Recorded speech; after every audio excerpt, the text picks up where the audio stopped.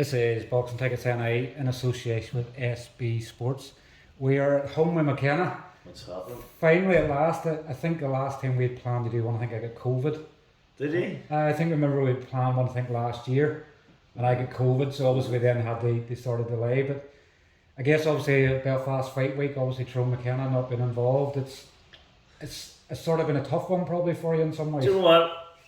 It would have if I didn't have a fight lined up.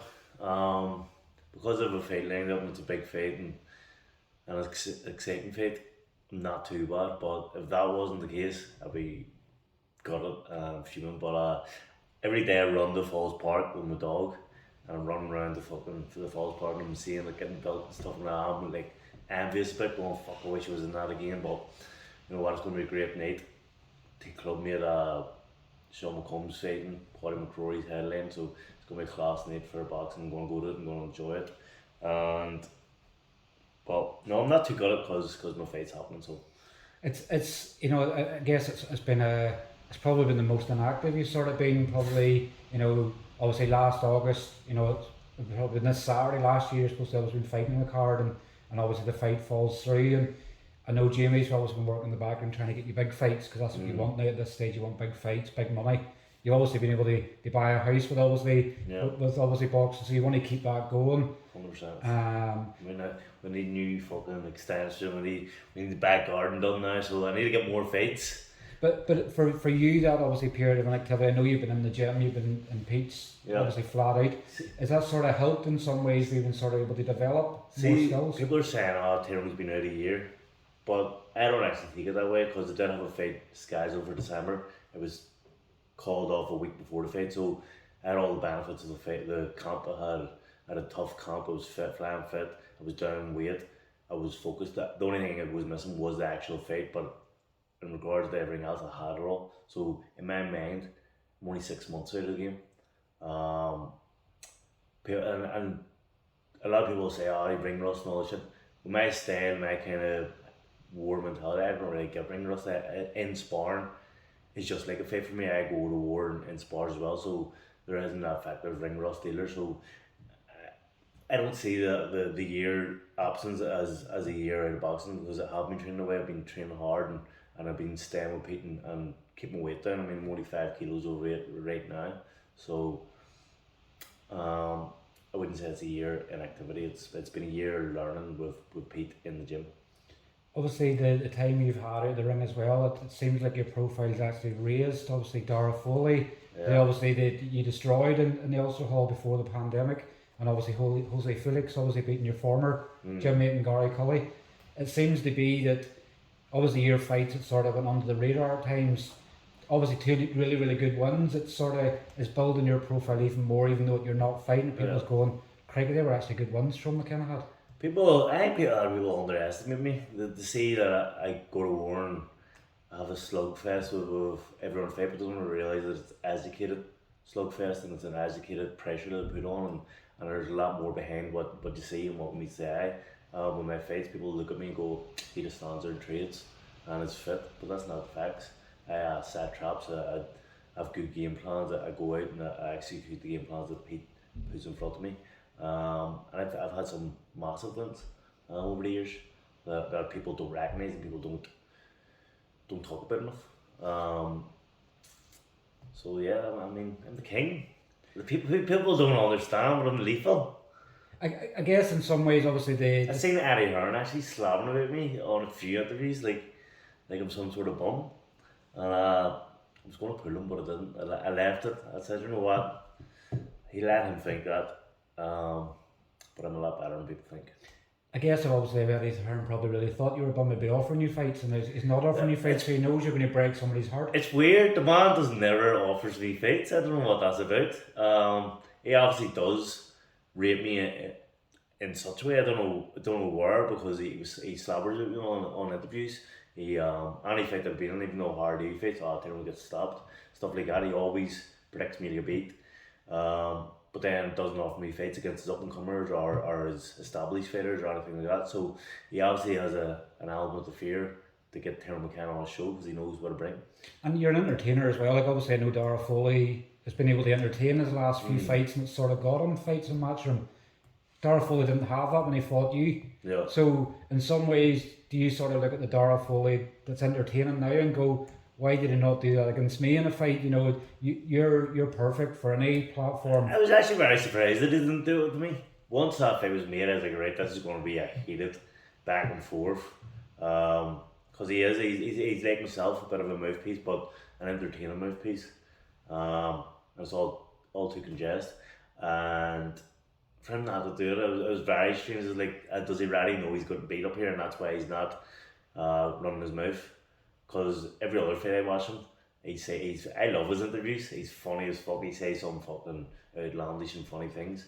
So that's what I was expecting, and it didn't happen.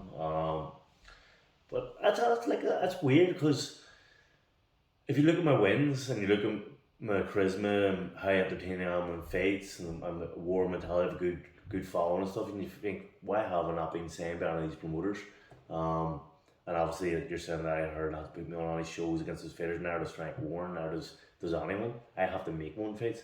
And I think that shows that they know I'm good, so why the fuck am I not getting signed? Which is very weird. I'm 33, I've been pro for, I don't know, about 11 years, and not once I've been approached to get signed.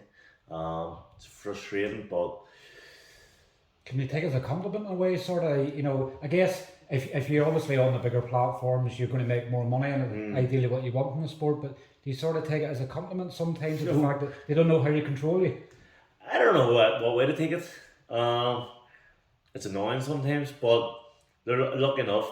I'm a great self-promoter. I mean, the promotions that I think of and that I do myself on my own merit, far away every other boxer out there's promotions for themselves, and that's me self-promoting. I haven't got a team behind me saying do this, do that, do that. That's me on my own merit going out and promoting myself, making big fights. I mean, I got a pro guy fight by tweeting them. And I've made a few fights just by back and forth kind of shit, and promotions like I've made. So it's frustrating sometimes, but you have to deal play with the cards you're dealt, and I haven't been saying, so I make myself as big a name as possible with my presence on social media and in the fights, making wars when I don't have to make wars. Speaking of self-promotion, obviously Whiskey and White just seems to be going from level to level. Obviously next week you're obviously having your second live show. Yeah, flan. It's madness, because it seems I'm more popular with Whiskey and White than what ever was boxing. Like, I used to go about and I used to get recognised, boxer, can I have a photo? See, with Whiskey and White, it's flew it out of the water. It's fucking crazy. People are stopping the cars, shouting shit out the windows to me, fucking pulling me everywhere. And I think it's because it's more regular. I mean, it's every week it comes out, and then you've got TikTok and social media where there's constant clips and stuff, so people are seeing it a lot more than they would see me fighting 2-3 times a year. So I think that's probably why I'm getting so much recognition and popularity from the Whiskey and White. But it's lethal. Me and Tommy, best mates, and just talking shit, bringing in big guests. It's strange. Obviously, I know you and Tommy always have your back and forth on Instagram. You're always blocking each other and everything else, but you just seem to gel very, very well. Obviously, I've seen some of your guests you've had on recently. I think you did a guy on the Psychic a couple of weeks ago. Psychic Glenn. It was crazy. It was sort of going, oh my god, you had actually met your match for once. Fuck, he's mad, but he's way past our match. But we've had lethal guests. I mean, Jimmy Nesbitt, he's a fucking huge name. Shane. He's from up my way as well, Corey. Really? So like, we've had big names on, and we just love it. Me and Tommy, obviously, we are best mates, so we're not scared to slag each other.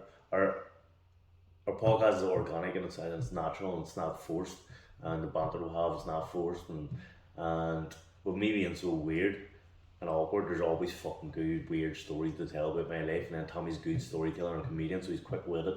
So I think we gel together, and we both have our own kind of vibes going on, and because we're best mates, it just sits nice.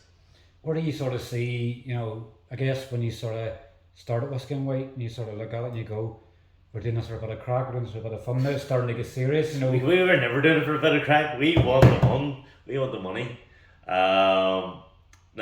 Listen, we started the podcast because obviously boxing, you're training, you're in camp, and then you have a high of fucking your fight, and then after you go back to normality, all your friends are working, I'm sitting in the house bored all day by myself. So we need to start something just fucking to get the time going instead of fucking going to the bar. We're going to the podcast, we're arranging meetings with other guests and we're meeting, we're doing lives and we're keeping ourselves busy instead of doing stupid shit that you shouldn't be doing when you're out of camp, being blowing up and getting fat. So I think podcast is just a way to fucking build it or get our day by, and we're enjoying it, and it started getting bigger and bigger and bigger, and we're starting to really enjoy it, and we're thinking maybe this is something you can do after boxing. When boxing ends, you can fall back into the podcast, which is a fun thing to fall back in rather than going to a 9 to 5. So we love it. It's going well at the minute. It's not making fucking loads of money at the minute, but we're enjoying it enough that we don't care. Let's make money. Hopefully, the passion we have in it, the love we're doing with it, it'll gradually get money.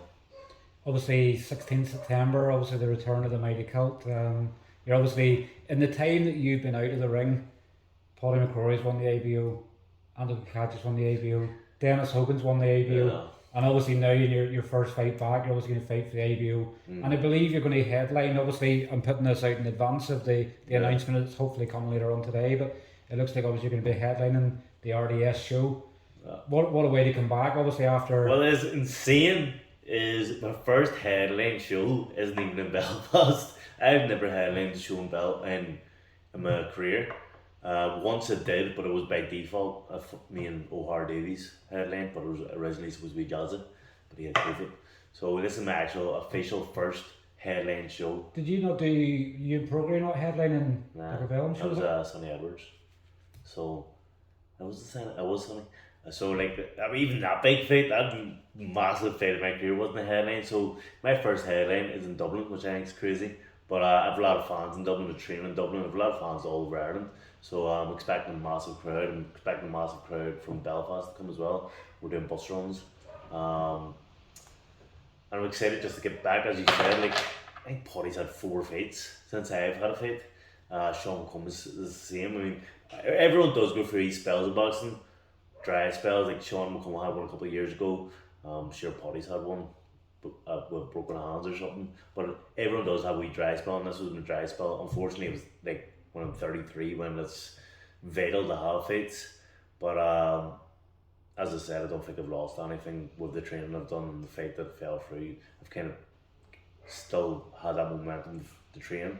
But headline, finally, Tyrone McKenna gets his chance to headline, and I'm going to Shane. I'm expecting, the way I looked at Nicholas Esposito, I know what way he fights, I think it suits me. He comes for a war, he comes forward, he throws punches, so I think it's going to be an exciting bloodbath for everyone to watch. And because it's a headline fight, I feel like I have to, like I always say I have to entertain, and I always want to steal the show, but now because of my headliner, I'm like, right, I need to fucking entertain, there's not more pressure, but more expectation for me to go in and have a war, and that's what people want, and that's what I'm going to give. I mean, there's, I don't know how many, 4,000 people going to be there. So yeah, I'm expecting fireworks. The venue looks amazing as well, and obviously I know there's going to be an MMA event on the month after as well. I think we may be looking at maybe 5,000, maybe we could hold more. Really? Depends, I guess, how tickets sell and the prices and things like that. Tyrone McKenna sells tickets. I think there's actually a couple of domestic fights as well, obviously, and you've been in domestic fights yourself as well. You know, there's looking at Graham McCormick and Dominic Donegan obviously going ahead of the rematch. Shannon Kelly and Dave Ryan obviously fighting. I think there's even the potential, obviously, Kevin Cronin and Craig McCarthy. If they actually air their problems out. I seen something on Facebook where he said he was only getting like, I don't know, $3.5 grand or something like that, and 15% ticket sales. So to be honest, for my all Irish classes, which were on like BT Sporting or Boxing Nation at the time actually, I only got paid about that much for the Sean Cray fight, for the Jay Connie fight, and I didn't get 15% ticket sales. So he's actually getting a better deal than most people. I think you have to take the shit to progress your career, and back then I didn't give a fuck what I was getting paid as long as I was getting them fights and notoriety and building myself into the big fights, and then a couple of years later that's when you get the big money fights, and that's when you get paid, and that's when you get the notoriety. So I think you have to take your licks. You might be getting paid loads, but you're getting paid enough to do camp, and you're getting paid enough You're in a stage where you can promote yourself massively, in a big fight, and if you win, then you can progress and start getting bigger purses. Um, Although I'm not taking any away from Craig, the man does probably want more, and every boxer deserves more. You're putting your life in the line. Um, when I got paid it, I was like, "Fuck's sake, is that all I'm getting paid?" But I was thinking about the bigger picture, and I think that's if you believe in yourself, you should take the fight and think of the bigger picture, and that's what I done. I took the fight, I won, stopped them both, and then I started getting bigger money and bigger purses, and that's the name of the game. And I think he said he sold 672 tickets in Waterford. We selling 672 tickets, 15%. And You're Dublin, flying. he's laughing. Fucking right, you're making you only make 15 grand or something that one way to get your top of the weight, so there should be no problem.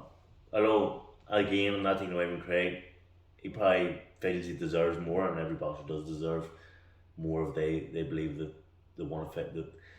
If their price is their price, then that's the price. But I love all Irish fights. I think this card having 3 or 4 all Irish fights is just going to attract so many people because they're the ones where you have a bit of needle. There's a lot of pride on them. My favourite fights have been my all Irish fights where it's Anto Upton, was in Belfast, and Sean Cray and Jake Canny. Probably a couple others, I forget. But Dara Foley. They're my favourite ones because there's so much fucking pressure on you. There's so much pride on them. And because you're from the same fucking country, like there's just a rivalry that you can't get from anywhere else in the world. Like I fought Prograde, it was nowhere near as pressure as Sean Cray fight, for fuck's sake. It's that thing, isn't it, with the domestic? You don't want somebody to overtake you. Yeah, You want to be the best. You want to be the best, division. at least in your fucking nation, and Ireland, and there's so much pressure, right? None of they will not know the pressure compared to fighting a journeyman or fighting some Jack Carroll or Hardy or something like that. There's no pressure like an all Irish fight. I don't think. Going in there fights, I was feeling serious pressure. It kept me awake at night. I was training my bollocks off because I made sure you aren't getting beat by another Irishman. I want to be the King of Ireland, and I'm the King of Ireland. And yeah, I love they're what sell tickets as well. People want to see them kind of fights. For obviously the IBO, we obviously know it's not a recognised of the big 4 belts, but obviously the only other person they obviously have the belts at welterweight is Terence Crawford. So it puts you obviously in a really good position. The fact that there's the world champion Terence Crawford, and then it'll be me. I'll be the 5th world champion, but I don't know, the 2nd world champion. Sorry. Yeah. Terence Crawford's fucking unbelievable. You seen him last week. He absolutely dominated that fight. But you see, for you as a fighter, obviously we know you like the wars. So when you watch Terence Crawford put on a masterclass like that, were you sort of wanting more of a war? Were you wanting sort of Spence to be involved more of the fight, or were you just in awe at Crawford and how good he was? He's fucking lethal, but I do love wars. Like if I'm on YouTube and training camps or whatever, I'm watching fights, I'm sticking on a war. I just put up best wars in the last 50 years, and that's what I'm watching. That's what I love to watch, and that's why I do what I do. But sometimes I look at it and go, you know what, why not just trying to keep it arranged and dominate the way. Obviously, I'm not saying Terence Crawford, but dominate that kind of way where I can just box and I box people and probably not get hit. I'm 6'1" southpaw. But then I get in the ring and I hear everyone go mad and I go, fuck it, you know what? Because I always have in my mind, we're going to box this time, Pete. We're going to box, and you watch me sparring and boxing the head of people, and then it gets to fight week and I start going, you know what? I just want a war, I want to entertain. I love getting hit and hitting back, and I love being in the trenches, and I feel comfortable in the trenches. Just obviously want to finally touch on the field card tomorrow night. Obviously, Paddy, it just seems to be, as you probably class as like a people's champion. Obviously, I've never heard a person say a bad word about Paddy. Fuck Paddy. Even online, obviously, we get the haters and stuff like that. You don't even see it with Paddy. He just seems to be. He's a lovely guy. He just seems to be a people person. For him to obviously finally get his moment, they obviously headline, and you've obviously fought in Falls Park. Yeah. You have fought in Falls Park, didn't you? Yeah. Aye. So I think you fought once on it. Jose, but obviously for obviously that atmosphere in the Falls Park, I know that you'll be there in the crowd tomorrow night, and you're probably the arms. You know, the hair that's on your arms, that feeling of obviously walking out in Falls Park, him and Sean and stuff have done before. It's going to be a very special night tomorrow night. Fucking right. I actually heard it was going to be like in the marquee and the tent and stuff, and then obviously I was doing them runs and I was seeing they're building the fucking the ring and stuff. I was like, fuck me, it's actually a proper job. They went full out. They haven't half-heartedly put something together. This is going to be a massive night. It's going to be a huge night. Brian McMullen's walking about. He's a fucking, I love him, Brian McMullen, so that's going to be an unbelievable special moment for Paddy. He's been down the card all these years and finally get his chance as a main event fighter, walking out to thousands of people, all from West Belfast in his back garden. I mean, he grew up down the street from Falls Park, and he's a great guy. He's a lovely guy. He'd do anything for you. He'd go out his way to do something for you. So it's going to be a massive special night for him. And it's not like he's young. He's 35. He said just that he's not a young pup no more. So it's good to see him get this kind of opportunity in the later stages of his career. I mean, he started boxing late. He wasn't expected to do much, and now he's headlining the Falls Park in front of thousands of people from West Belfast and other spots in Belfast and across Ireland. So it's going to be a special night for him. Obviously, your opponent, I think, Nicholas Esposito, I think he looks very similar to you if you sort of look at the picture and look away. Do you know what? It's like a mirror image. It's going to be. I must have the most, I don't know, lookable face or something, because every poster I get, I say like Jack Harrell, everyone, oh, you two look like brothers, and then me against Foley, you two look alike, and then fucking Esposito. Everyone thinks I look like my opponents every time, but I think it's just the way the posters look all the time. Listen, Esposito is getting ahead. He's getting battered in the 16th of September, there's no doubt in my mind. I mean, I can't let a guy called the Good Boy beat me. Who the fuck calls himself the Good Boy? But even with his style, it's going to gel. It's going to be an exciting fight. But I do think I knock out Esposito. You're looking for a knockout, then obviously making a statement. Listen, headline act, I need to knock him out. So I'll be going for the knockout. I'll be going to entertain the crowds, and yeah, it's going to be Chris Jenkins style in the first 4 rounds, but for 12 rounds, if it goes 12 rounds. I guess, I know you, as a fighter, you'll not look too far forward, but I guess obviously winning the ABO belt obviously puts you in a really good position at the welterweight division. Yeah. Do you have to stop yourself from looking too far ahead? Obviously, I know you were sort of annoyed that Dylan Moran obviously got the Marquee fight when you were calling Marquee out and he wouldn't accept the challenge. I gave Marquee a chance. He's below me in the rankings. He's way below me in the rankings. He hasn't fought any of my level. I gave him a chance because it was out of action for a year. I thought, fuck it, I'll make the Marquee fight. It's a fight he'd probably take because he's a man of his word, and he likes to brawl and he likes to test himself, but he obviously didn't want a piece of the McKenna pie. And now I've got this IBO world title, I'll win it, and he'll be calling me out for a fact, and he'll not be getting a response because he ignored me 3 times after the fight. He's ignored every call out to the party. He hasn't even liked it, or he hasn't retweeted it, and said nothing. So once he starts, once I get this IBO world title and he starts barking up the tree, I'll be gone. He'll be left in voicemail. He'll be left. I'm looking bigger than him. He had his chance. He's below me in the rankings. I'm looking up. I'm not looking down anymore. He was just a person for me to fight because he was looking to fight. I needed to fight because I was out so long. I was waiting, busting the hole for a fight. But now I've got this fight, and I'll be looking at some of the top contenders in the world for my next fight. Definitely, Wilson. Thanks very much for your time as always. We'll obviously have to wait until obviously the official announcement comes out to get this out. But obviously enjoy obviously tomorrow night. I guess being there, not being able to have a drink. Obviously preparing for your fight, but obviously we know that tickets are going on sale very, very shortly as well. And listen, tickets are going to fly because the amount of fucking meals I've got, winner tickets come is ridiculous. I mightn't be in Belfast, but I'm a popular man in Dublin as well. It's going to sell the fuck out. Thanks very much for your time, Tyrone. We'll catch up with you very soon. Yo.